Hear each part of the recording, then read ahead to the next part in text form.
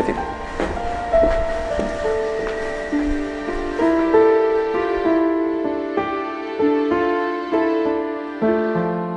Jade! Babe! Jade! Jade, sandali! Sandali! Anong ginagawa mo rito?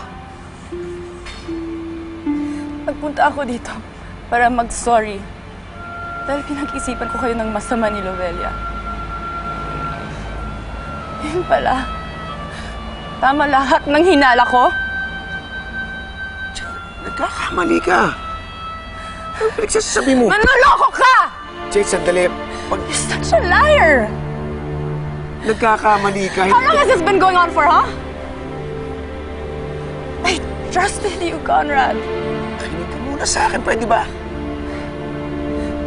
I've been very supportive sa pagtulong mo kay Lovelia. Tapos ito? Ito ang igaganti niyo sa akin? Jade, yung nakita mo, yung ba yung nakita mo? Mga hayop kayo! Pakinggan mo muna ako. Yung nakita mo ron, kino-comfort lang ako ni Lovelia dahil nga masama yung nangyari sa atin dalawa. Kapal ang mukha mo! Please, please, please. Huling-huli ko kayo! I'm so inside of an intimate moment! Stop denying it! Walang intimate moment na nangyayari. Kino-comfort niya ako dahil magkaaway nga tayo. Naaawa siya sa akin. Please! Mahal kita, Conrad. Mahal din kita. Tama na to. Pero hanggat nandyan si Lovelia, walang pupuntahang maayos tong relasyon natin to. Kaya mamili ka na. Ako ba?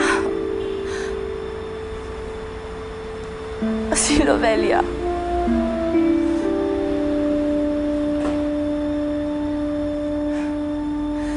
Damn it, just answer me!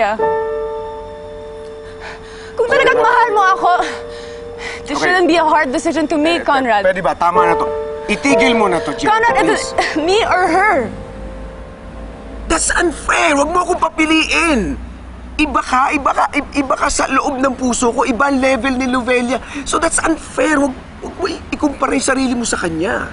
Jade, please. You know what? I'm not even surprised anymore. You've always played the role of her knight in shining armor. Please. I guess you've made your decision then.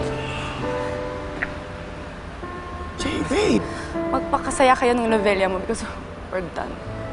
Babe! Done!